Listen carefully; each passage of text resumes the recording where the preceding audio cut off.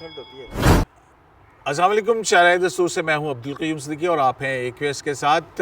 मेरे साथ जनाब नासिर जहाज़ेब अब्बासी तैयब बलोच। पाक भारत कशीदगी अरूज के ऊपर है। भारत ने कल पाकिस्तान के मुख्तलिफ शहरों के अंदर 6 मुकामात पर हमले किए और उन जवाबी हमलों के बाद पाकिस्तान की जवाबी कार्रवाई में अब तक की इतलात के मुताबिक जिनको जो कि सिक्योरिटी सोर्सेज से हैं, आज तो अब प्राइम मिनिस्टर ऑफ पाकिस्तान ने नेशनल असम्बली के खिताब में इस बात की तस्दीक की है कि 3 इंडिया के राफेल तैयारे जबकि 2 दीगर तैयारे और मजमूई तौर पर 5 तैयारे जो हैं वो मार गिराए हैं। खित्ते में कशीदा सूरत हाल के साथ ही साथ सुप्रीम कोर्ट ऑफ पाकिस्तान में भी आज 2 बड़ी अहम ख़बरें हैं। एक तो ख़बर ये है कि जो मखसूस नशिस्तों का मुकदमा था उसमें उसकी समाअत मुलतवी हुई है, लेकिन आज 2 जज उसमें नहीं बैठे थे। वो क्या हुआ, उस पर जस्टिस अमीनुद्दीन खान ने क्या कहा। जबकि जो तीसरा और बड़ी ख़बर है और बड़ी अहम ख़बर है वो ये है कि सिविलियन के कोर्ट मार्शल के ख़िलाफ़ इंट्रा कोर्ट अपीलें, उस पर फ़ैसला आया है 5-2 से। 5 जज साहिबान जो हैं उन्होंने इंट्रा कोर्ट अपीलें मंजूर कर ली हैं और वो फ़ैसला जिसमें आर्मी एक्ट के मुख्तलिफ सेक्शंस को जिनके तहत सिविलियन का कोर्ट मार्शल होता था कलअदम करार दिया गया था, उस फैसले को सेट असाइड कर दिया है और अपील के हवाले से जो है वो कहा है हुकूमत को कि वो इस हवाले से 45 दिन में कानून साजी करे। जबकि 2 जज साहिबान ने जो है वो सिविलियन के कोर्ट मार्शल को कलअदम करार दिया है, उसे बुनियादी इंसानी हकूक़ और आइन से मुतसादिम करार दिया है और कहा है कि इनके मामलात जो अदालतें हैं, नॉर्मल अदालतें, उनको भिजवाए जाएँ। तो ये डाइसेंडिंग नोट है, तो इस पर बात करेंगे। अपना पहले तो नासिर साहब आप बताएं कि अब्बासी साहब से पूछ लें कि पहले किससे शुरू करें। वैसे आप जिससे आप आज नहीं आज आप बताएंगे कि अब्बासी साहब से पूछ लें कौन सी अपना खबर से पहले किससे शुरू करें। बड़ी खबर तो ये पाक भारत कशीदगी के हवाले से ही है ना। ठीक है, तो ये है भी उनका। हाँ, जिससे मर्जी पूछ लें। हाँ, तो तैयब से पूछ लें फिर। ये क्या सूरत हाल बन रही है जी इन कामों का। तैयब बताएं पाक भारत कशीदगी के ऊपर जो 3 मैं वैसे अगर परमिशन दें तो जो 3 राफेल हमारी पाक फ़िज़ाइया ने गिराए हैं, तो वो सुना है कि पूरी कंपनी की वो सारी क्रेडिबिलिटी फ़र्क कर दिया उन्होंने। अब बिल्कुल ये फ्रांसीसी साख्ता तैयारे थे और बड़ा नाज था इन पे ख़ुसूसन मोदी साहब इंडिया को अभी डील की उन्होंने मोदी साहब को। और याद है आपको जब अभिनंदन वाला इवेंट हुआ था तो उस टाइम नरेंद्र मोदी के अल्फाज थे कि हमारे पास राफेल नहीं है, अगर राफेल होते तो हम पूछ लेते। और उसमें भी वजह ये थी कि कांग्रेस ने इल्ज़ाम लगाया कि राफेल की डील के पीछे मोदी रजीम ने कितना कमीशन कमाया और क्यों वो राफेल कर रहे थे। तो उस टाइम अभिनंदन वाले एपिसोड को कैश किया मोदी ने कि हमें राफेल हर सूरत चाहिए। तो उनका कोई कोर्ट में भी ये केस चल रहा था, तो ये एक जवाज़ बना कि इंडिया को जो है वो राफेल ज़रूरत है एयर सुपीरियरिटी के लिए।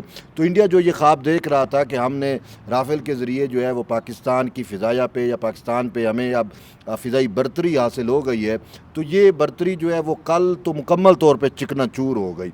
इससे पहले 26 अप्रैल को हमने इवेंट देखा कि जब आज़ाद कश्मीर इंडियन ऑक्यूपाइड कश्मीर के अंदर राफेल ने परवाज़ भरी बॉर्डर के ऊपर, और तो पाकिस्तान के JF थंडर ने उनको जाम कर दिया था। बिल्कुल, श्रीनगर एयरपोर्ट, हाँ, मजबूर हो गए बिल्कुल। फिर उसके बाद की सूरत हाल ये थी कि रात तो इंडिया ने दरअंदाजी की, 1 बजे आलमोस्ट ये दरअंदाजी हुई और उसने जैसे आपने कहा कि पाकिस्तान के 6 जगहों पे टारगेटेड मिसाइल फेंके सिविलियन इलाकों पे। हाँ, सिविलियन इलाकों पे।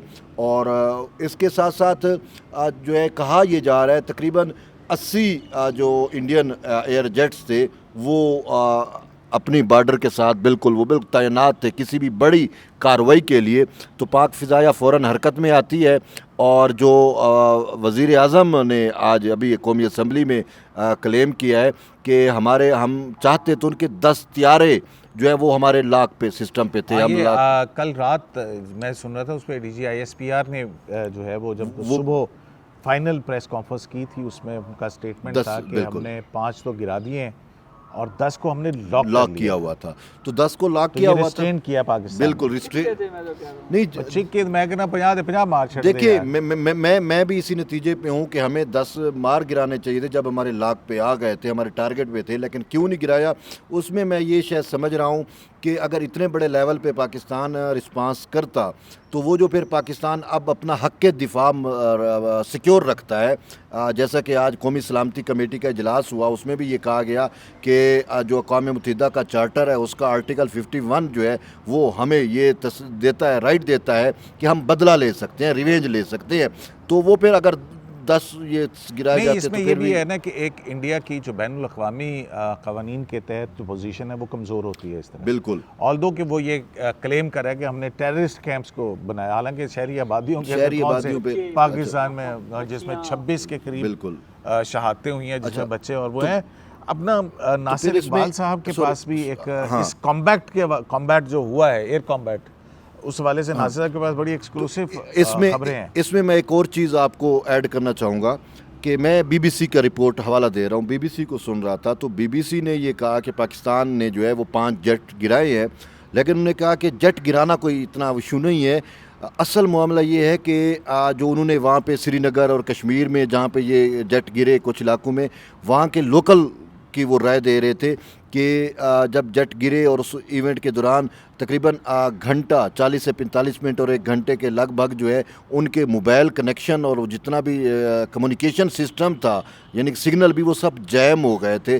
तो बीबीसी ने इसको यूं पोर्ट्रे किया कि क्या पाकिस्तान के पास इतना इलेक्ट्रॉनिक वारफेयर में इतनी महारत आ गई है कि वो अपनी बॉर्डर पे रह के इंडियन टेरिटरी के अंदर पूरा सिस्टम क्या जाम कर सकता है। तो बीबीसी इस नतीजे पे पहुंच रहा था कि क्या कहीं ऐसा तो नहीं है कि ये इलेक्ट्रॉनिक वारफेयर सिस्टम जो है वो टर्की के पास है, कहीं टर्की ने पाकिस्तान को दे तो नहीं दिया। तो ये दुनिया बड़ी वर्ता हैरत में है हमारी। इंडियन मीडिया देख रहा था, उसके अंदर वो वहाँ पे एक वो कह रहे थे कि टर्की से कुछ एयरक्राफ्ट जो है ना वो बहुत लैंड किए।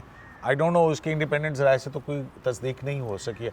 तो नासिर साहब, ये जो मुझे बताया गया मेरे ज़राए ने कि आपकी बहुत अहम जो है वो गुफ्तगू हुई है इस एयर कॉम्बैट के हवाले से, ये जो जंग हुई है जिसमें ये 5 तैयारे मार गए हैं, ये इसकी क्या डिटेल्स हैं, क्या ज़राए ने आपके साथ जो शेयर थोड़ा की? हाँ मैं आपसे वो शेयर कर देता हूँ। पहली बात तो ये है कि वो जो है टोटल 5 हैं फाइटर्स प्लेन्स, 3 रफाल्स हैं जो कि state of the art Dassault aviation company है जो फ्रेंच कंपनी है जिसके बारे में सुना है कि उनके शेयर्स भी गिर गए।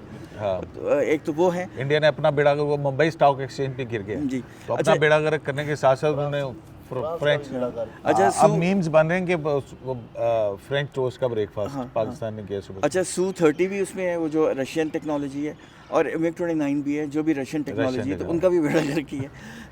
मिग तो पहले भी गिरा है ना, वो अभिनंदन वाला भी मिग था ना? वो MiG-21 था ना, वो तो पुरानी टेक्नोलॉजी है ना। ये MiG-29 थोड़ा सा लेटेस्ट है, एडवांस है, और Su-30 तो बहुत ही एडवांस है। वो Su-30 बड़ा जहाज़ होता है। अच्छा, उसके अलावा सिर्फ ये बात नहीं है, उन्होंने एक UAV अपने नाज़रीन के साथ नासिर साहब का ये जो एयरक्राफ्ट्स है ना, जंगी एयरक्राफ्ट्स, इस हवाले से बड़ा एक्सपीरियंस है। और दूसरा एक ये कि इनकी एक मख्फी सलाहियत है कि ये मॉडलिंग करते हैं, वो स्केलिंग कहते हैं उसको, स्केल मॉडल, जो जंगी जहाज़ हैं ये बनाते हैं और इनके घर के अंदर बहुत सारे बनाए हुए हैं, हर मॉडल का इनको बहुत पता है। राफेल भी बनाया हुआ है, रफाल भी बनाया हुआ है। अच्छा, तो मैं ये बताता है कि ये 5 तो फाइटर प्लेन्स हैं, उसके अलावा एक UAV भी है, अनमैन्ड एरियल व्हीकल, जो इजरायली मेड है। अच्छा। उसका भी कवर कर दिया, वो भी गिराया है। तो मतलब आप ये देखेंगे 6 है। राफेल रूस इंडिया, हाँ, और अपना तो किया था। हाँ, तो ये मतलब ये 6 हैं। अच्छा, दूसरी बात जो है ना, जो आप कह रहे थे कि वो क्या बात आप कर रहे थे, देखिए एक तो उन्होंने ECM का यूज़ किया। ECM होता है इलेक्ट्रॉनिक काउंटर मेजर्स। हमारे फाइटर्स जब हवा में थे तो उन्होंने उनके जो कम्युनिकेशन सिस्टम को लॉक किया। जब उनको लॉक किया तो उनको एक तो उनकी कम्युनिकेशन कट गई, अपने अंधा कर दिया। हाँ, अंधा कर दिया। हाँ, ठीक है, एक तो अंधा कर दिया, उनको ये नहीं समझ आया। दूसरा, जब मिसाइल फायर किए गए, वो भी सुनने में आया कि PL-15 जो स्टेट ऑफ द आर्ट है, जो हमने चाइना से लिए हैं, जिसकी रेंज 200 किलोमीटर से भी ऊपर है। तो इसका मतलब कि पाकिस्तान की तरफ से जो एयर कॉम्बैट में तैयारे यूज़ हुए हैं वो JF-17 थंडर है? नहीं, वो J-10C के ज़्यादा चांसेस हैं। अच्छा, J-10C मतलब जाहिर है ये तो स्ट्रेटेजिक डिटेल्स है ना, वो तो नहीं वो ज़ाहिर है हमें, लेकिन जो हमें इंफॉर्मेशन जो मिल रही है। दूसरी ये थी कि जो उन्होंने एक तो कम्युनिकेशन ब्लॉक किया, उसके बाद जब मिसाइल फायर किया, ये जो प्रोसेस है, आपको याद है जब फरवरी 27 को जब ये हुआ था तो ये 19 हाँ, ये ज़्यादा लंबा नहीं था, मिनट्स की वो मिनट्स थी, का, हाँ, लेकिन operation। ये जो था, ये जो जंग हुई है, जो इंगेजमेंट थी, ये तकरीबन घंटे की थी। एक घंटे एक घंटे अराउंड A1 आवर ये थी, और ये कोई मजाक नहीं है। 1 घंटा का मतलब है कि उनको भी कई दफ़ा एज मिला होगा, हमें भी कई दफ़ा एज मिला होगा, लेकिन हमने अपनी कमाल महारत से हमारे फाइटर्स प्लेन ने, जो पाकिस्तान एयरफोर्स के वैसे भी बहुत अपनी अच्छे सुपीरियरिटी साबित की उन पे साबित की। और देखें, इसमें तो सेकंड्स की बात होती है, माइक्रो सेकंड्स की, इधर ज़रा सा उधर हुआ आप गए, तो इन्होंने बहुत ही अहलियत साबित की है, और ये मजाक नहीं है। रफ़ाल बहुत पोटेंट प्लेटफॉर्म है, ये कोई छोटा मोटा जहाज़ नहीं है, ट्विन इंजन है, इसकी जो है ना एंड्योरेंस ज़्यादा है, इसकी कैपेबिलिटीज़ बहुत है, इसमें इसकी एविएशन बहुत एडवांस टेक्नोलॉजीज़ के साथ है। तो हमने साबित किया है कि हम ज़्यादा उनसे सुपीरियर हैं। तो एयरफोर्स की बर्तरी एयरफोर्स की बर्तरी है। तो नाज़िर साहब, अब ये जो नेशनल सिक्योरिटी काउंसिल की मीटिंग हुई और फिर प्राइम मिनिस्टर ने भी जो है वो नेशनल असम्बली के अंदर कहा, दूसरा अपोजिशन को उन्होंने कहा कि आप आएँ मेरे चैम्बर में और हम पाकिस्तान, मतलब एक मुतफ़िका मौक़िफ़ जो है ना, इसके ऊपर सब यक ज़ुबान है, अपोजिशन हो या कोई भी हो। तो ये जो शायद मैं सुन रहा था, उन्होंने कहा कि 80 जेट्स थे जो कि इंडियन जेट्स थे, जो सारे उसमें थे, और इसमें इधर से थे ये हमारे पाकिस्तान की जानिब से। तो इसका जो नेशनल सिक्योरिटी काउंसिल का इलामिया है, उसमें पाकिस्तान ने कहा है कि हम अभी भी पीस चाहते हैं। हमने पहले भी पहलगाम वाक़े की इन्वेस्टिगेशन की ऑफ़र की है न्यूट्रल फोरम्स के ऊपर, लेकिन इंडिया का ये जंगी जुनून जो है ये कहाँ लेके जाएगा। और अब जो पाकिस्तान ने कहा है कि हम जो जिनीवा एकॉर्ड है उसका 51 है, उसकी वायलेशन होने पर पाकिस्तान अपना जवाब का हक महफूज रखता है। वो जवाब हमने कब और कहाँ और किस तरह देना है ये हम तय करेंगे। तो ये जंग आपको फैलती हुई नज़र आ रही है? देखें, दुआ तो सब की है कि ये एस्केलेट ना हो, इसका नुकसान सिर्फ हर एक को है, पूरी दुनिया को है। देखें, जंग वैसे भी कोई इतनी अच्छी चीज़ नहीं होती, लेकिन ये दुश्मन को ये बताना ज़रूरी होती है कि हमने कोई चूड़ियाँ नहीं पहनी हुई, और वो हमने बता भी दी है। तो और देखें, 80 जहाज़ के साथ आप पाकिस्तान हमला कर रहे हैं, ये कोई मजाक नहीं है। 80 जहाज़ बहुत ज़्यादा तादाद है, और 80 जहाज़ को काउंटर करना भी कोई मतलब खेल नहीं होता, बच्चों का खेल नहीं है। ये जो हीट ऑफ द मोमेंट जो पायलट्स उस वक्त उड़ा रहे होंगे हमारे फाइटर्स, ये उन्हीं को पता है कि उन्होंने कितनी क्या फेस किया होगा। और देखें, सारी कौम की इज्जत, फ्यूचर, हर चीज़ उनके कंधों पे थी, लेकिन उन्होंने साबित किया है कि वो वो किसी से कम नहीं है, बल्कि सबसे बेहतरीन है, सुपीरियर है। एयर सुपीरियरिटी हमेशा जो भी जंग हुई है ना सब, उसमें पाकिस्तान एयरफोर्स ने MM आलम से लेके और अब तक जो है वो पाकिस्तान ने अपनी फ़िज़ाई बर्तरी हमेशा से रखी है। तो इस पे आपको लग रहा है कि ये जंग फैलेगी आगे, या यहाँ पे रिस्टेन हो जाएगा? इंडिया का अपना जो था वो गुबार निकल गया, अब बैनुल-अक़वामी आ गई, क्योंकि इंडियन मीडिया अब कह रहा है देखें ये पाकिस्तान जो है ना ये हमारी फ़ौजी एहसासों पे हमले किए हैं उन्होंने। ये जो नीलम झेलम के ऊपर अटैक हुआ है, इंडियंस जारियत की गई है, तो इसके ऊपर जो मैंने पढ़ा भी है और कुछ लोगों से बात भी की है, तो उस पर ये इल्म मालूमात ये मिली है कि ये आलमी सतह के ऊपर ये असूल तयशुदा है कि जंगी माहौल में भी जो पानी के जो ज़खायर हैं उसको नुकसान नहीं पहुंचाया जाता, क्योंकि वो आम इंसानों के इस्तेमाल के लिए होता है। तो इस जवाज़ पे मेरे ख़्याल में रिएक्ट जो है वो पाकिस्तान जो है वो इस लेवल के ऊपर कर सकता है। अब ये मेरा अपना गैस इसलिए है कि आपको याद है कि कुछ दिन पहले हमने कुछ टेस्ट भी मिसाइलों के किए हैं, अब्दाली का, तो उसके हवाले से भी ये कहा जा रहा था कि वो भी इसी एक्सपर्टीज़ के हवाले से ही हैं, इसी तरीके से ही हैं। वहीं पे एक चीज़ बहरहाल हमने इस कशीदगी में ये देखी है कि जदीद से जदीद टेक्नोलॉजी भी या महज पैसे की ताकत के ऊपर आप कोई चीज़ ख़रीद तो सकते हैं, लेकिन उसको फिर इस्तेमाल किस तरह करना है ये असल महारत उसमें होती है। अब हर दौर में ये बात कहीं ना कहीं, बिलखुसूस माजी की बात कर रहा हूँ, ये बात हमेशा से कहीं ना कहीं मीडिया में डिस्कशन हुई है कि जो भारतीय फ़िज़ाइया है उसके पीछे इसराइल है, उसके ट्रेनर्स जो हैं वो इसराइली हैं। तो वो उस्ताद भी फारग निकले उनके, और आगे से जो शागिर्द हैं वो भी नखटू निकले।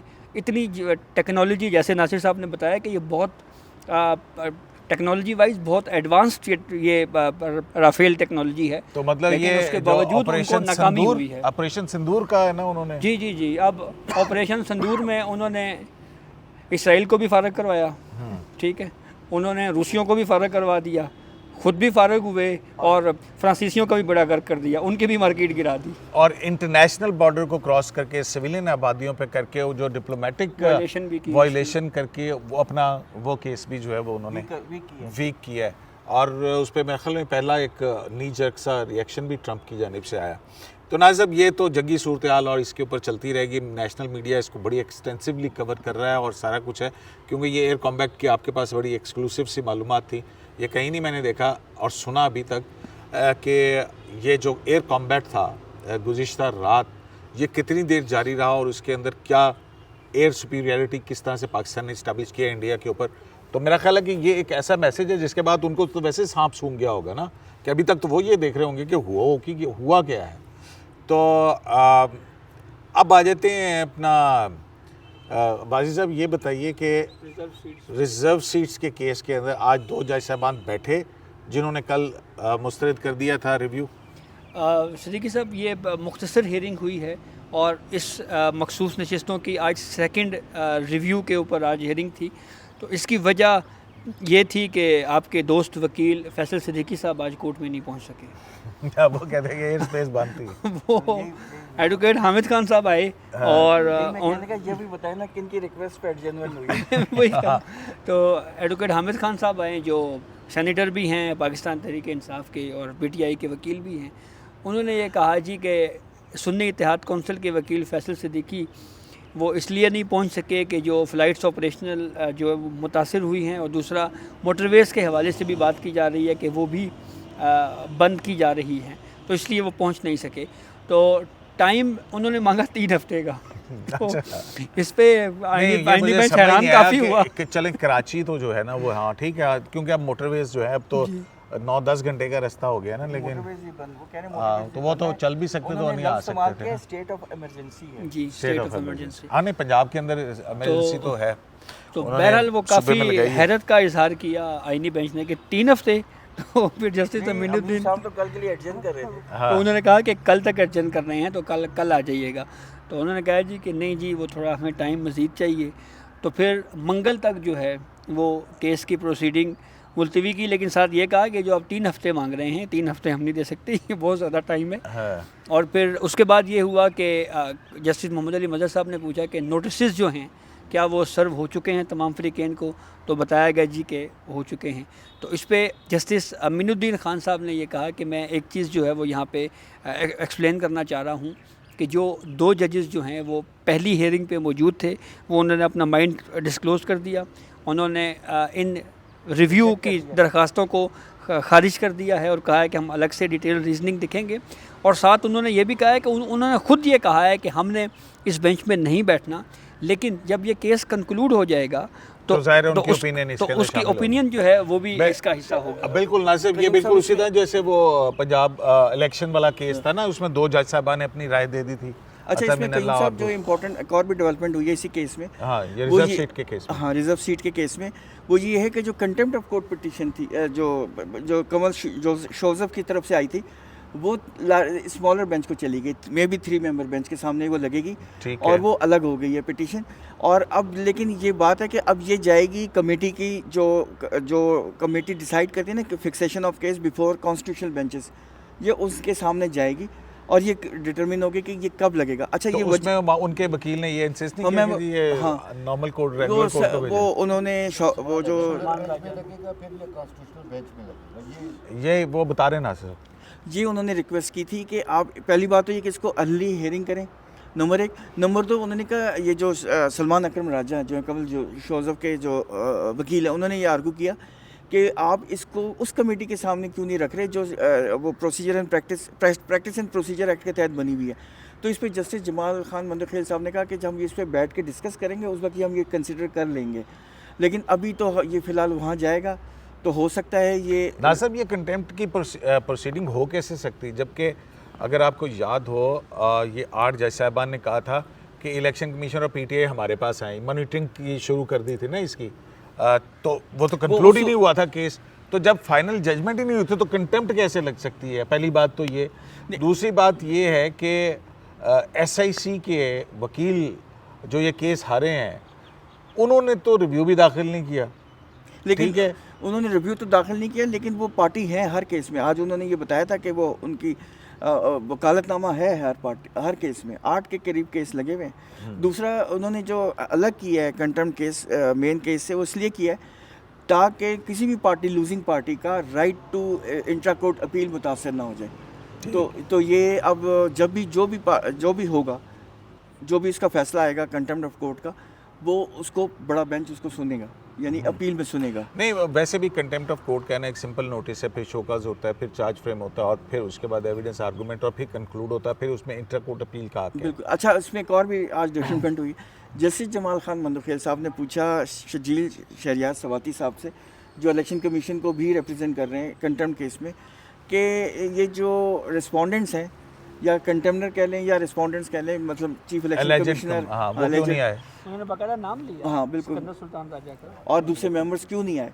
तो इस पे सजील शहरियार सवाती ने कहा कि आपने सिंपल नोटिस दिया था इसलिए वो नहीं आए, मैं उनको रिप्रेजेंट कर रहा हूँ, लेकिन अगर वो कॉजलिस्ट होती, शो कॉज होता, जैसे जमाल मंदखेल ने पूछा मेरे ख्याल में, है ना? हाँ मैं बताने लगूँ ना, वो ये शहरियार सवाती ने कहा कि अगर शो कॉज होता तो वो ज़रूर आते।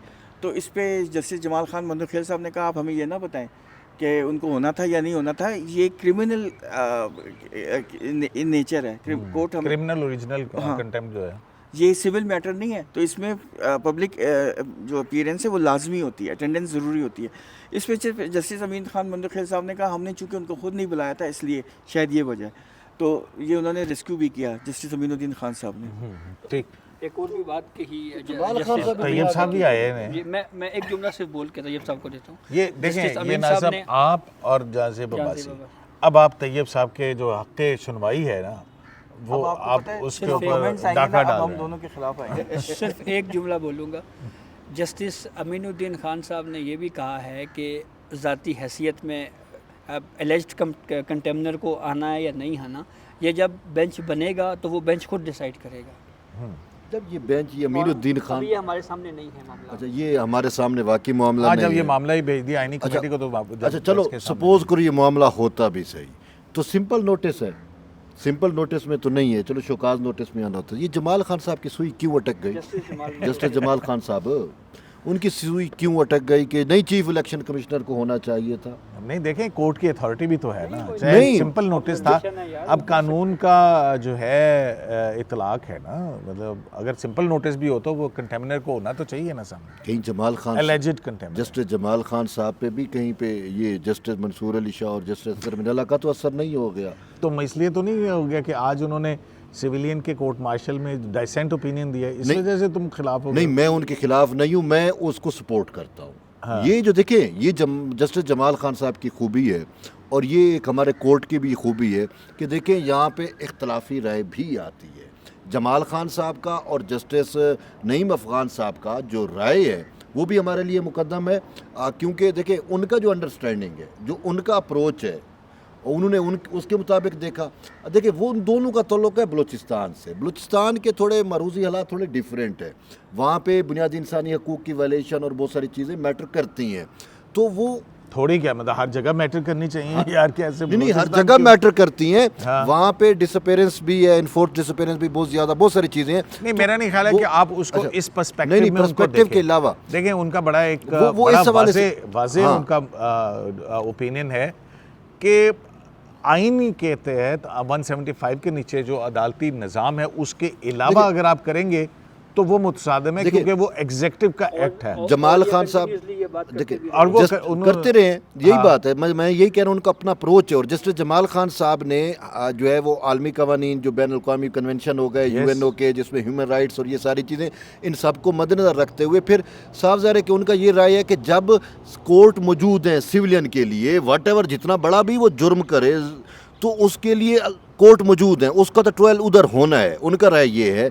और ये मिलिट्री वाला जो है मैटर, वो ये समझते हैं कि आर्म्ड फोर्सेस के ये अपने आर्म्ड लिए फोर्सेस के डिसिप्लिन और उनसे मुतल्लिक है, तो हम क्यों सिविलियन को जो है वो इनके अंडर कर दें या इनके हवाले कर दें। तो इस वजह से ये भी आप जैसे आप कहती है कि जो साहब से मुझे बड़ा अहम सवाल है, जो इख्तलाफी नोट होते हैं ये फिर फ्यूचर जजमेंट्स भी होती हैं। तो ये एक चीज़ है जो मैं जमाल खान साहब और नहीं, लेकिन ये जैसे कि जस्टिस जो पहला था 23 अक्टूबर का नासिर साहब, उसमें चीफ जस्टिस याह्या अफरीदी साहब का ही वो था ना कि उन्होंने जो आर्मी सेक्शंस के वो 21D2 और 21D1 जो हैं उनको कहा था कि ये अल्ट्रा वायरस नहीं, क्योंकि इसके ऊपर सुना ही नहीं गया था। तो वो भी इख्तलाफी फ़ैसला था, तो ये भी इख्तलाफी फ़ैसला है। तो नासिर साहब, ये जो माइनॉरिटी नोट है जो जॉइंट है इन दोनों जाफाजी जज साहबान का, उसके उन दोनों ने कहा है कि 21D1 जो है ना, वो आर्मी एक्ट का हिस्सा नहीं रह सकता। यानी कि उन्होंने इस हद तक तो वो इस हद तक जो है उन्होंने इसको भी कलअदम करार दिया है। हाँ, वो बेसिकली उन्होंने ये कहा है। और साथ ही उन्होंने कहा कि जो सिविलियन का कोर्ट मार्शल हुआ है, जो सजाएं हुई हैं वो सेट असाइड की जाती हैं, इनके केसेस नॉर्मल कोर्ट्स के अंदर भेजे जाएं। उन्होंने बेसिकली ये कहा है कि जो आर्मी एक्ट है वो आर्मी के डिसिप्लिन को मेंटेन करने के लिए बनाया गया है और इससे सिविलियंस का कोई लेना देना नहीं है। दूसरा ये है कि अगर मिलिट्री सिविलियंस का ट्रायल करेगी तो ये उनका जो फंक्शन डिफाइंड है उससे तजावज़ करती है। तो इसलिए सेक्शन 21D2 जो सिविलियंस को के ट्रायल की बात करती है वो पाकिस्तान आर्मी एक्ट का हिस्सा नहीं बन सकती, क्योंकि वो फंडामेंटल राइट्स आर्टिकल 10A और फिर उन्होंने कहा कि ये जो फंडामेंटल राइट्स हैं ये सिविलियंस को हमेशा हासिल रहेंगे, क्योंकि ये एक तो कॉन्स्टिट्यूशन में इसके राइट्स हैं, मतलब फेयर ट्रायल है, 10A है, आर्टिकल बहुत सारे 9 है। उसके अलावा ये इस्लामिक इंजंक्शंस के भी ख़िलाफ़ है कि अगर आप उनको फौजी ट्रायल नहीं हो सकता। हाँ, इसलिए क्योंकि उसमें एक राइट टू अपील ही नहीं है। हाँ, राइट टू अपील नहीं है, और राइट टू अपील ना होना तो वैसे ही फंडामेंटल राइट्स के ख़िलाफ़ है। तो इसलिए हम इसको सेटिसाइड कर सकते हैं, ये उनका एम्फेसिस है। तो लेकिन नासिर, वो उन्होंने तो पिछले बेंच ने तो 21D1 और 21D2 और सेक्शन 59 सब क्लॉज 4 उसको सबको कलअदम कर देते थे। इन्होंने सिर्फ इस हद तक रखा है।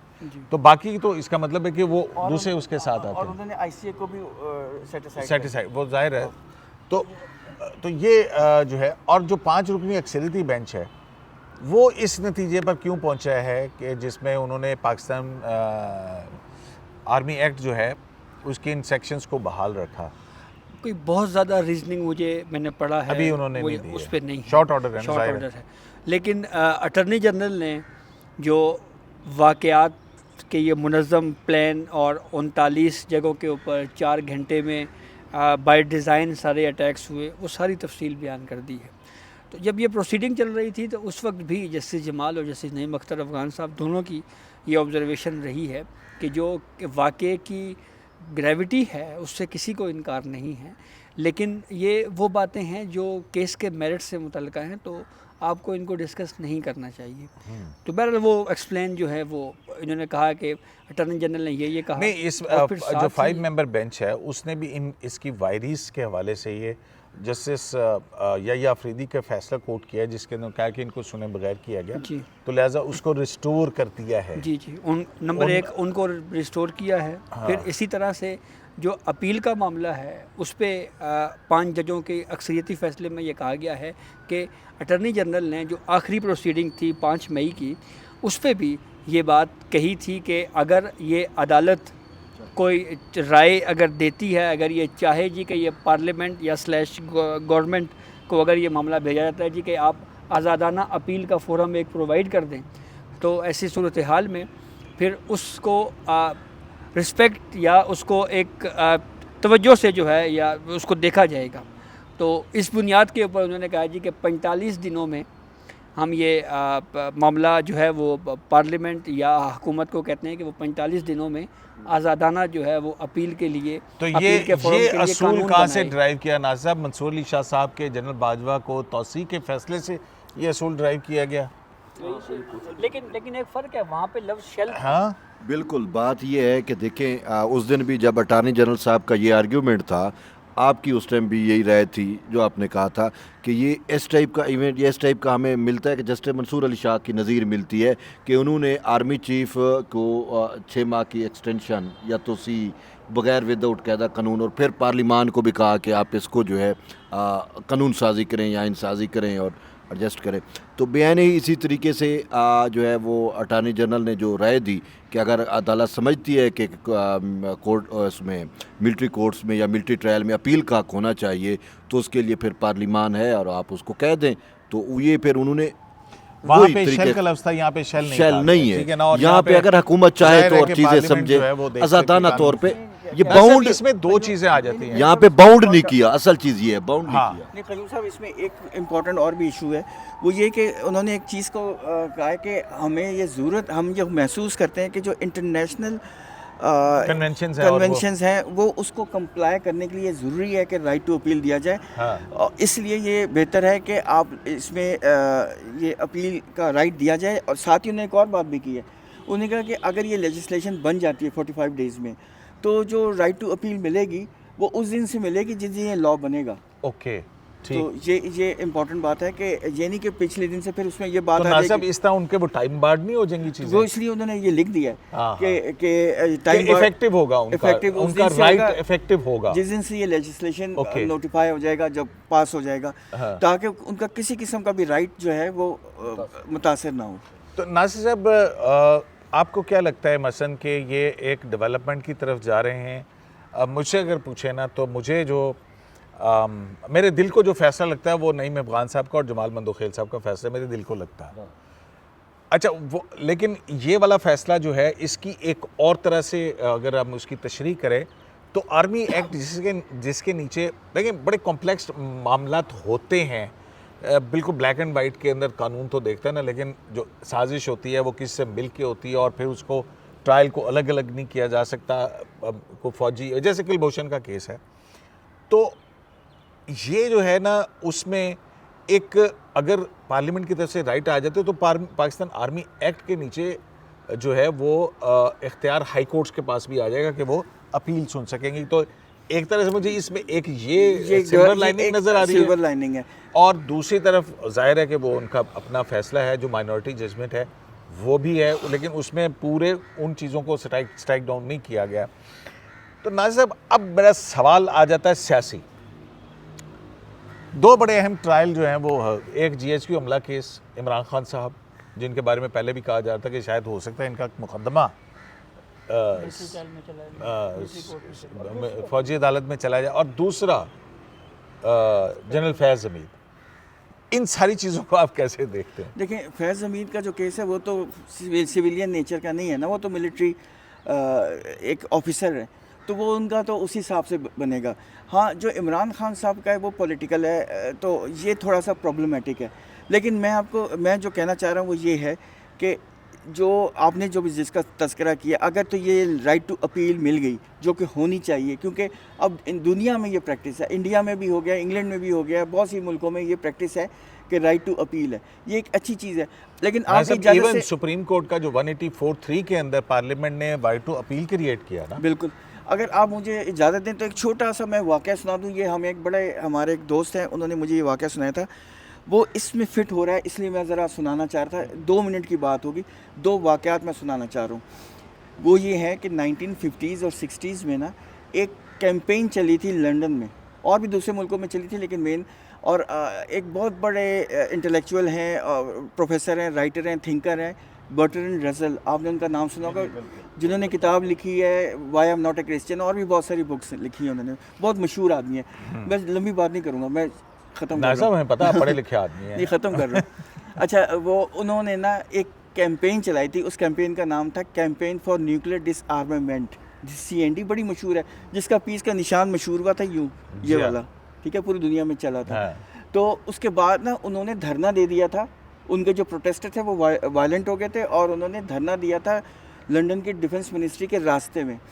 तो ज़ाहिर है हुकूमत ने फेंटी चढ़ा दी, उनके केसेस चले गए कोर्ट्स में, कोर्ट्स ने होल्ड किया जब मामला नेशनल सिक्योरिटी का आता है तो रूल्स ऑफ गेम्स चेंज हो जाते हैं, वो फिर राइट्स वाली बात नहीं होती। अच्छा, एक ये केस हो गया। दूसरा मैं वो भी छोटा सा केस है, लंबा नहीं, ये भी रिसेंट है, तैयब को याद होगा आप लोग शायद, खैर तैयब को तो याद होगा, ये शमीमा बेगम का केस है।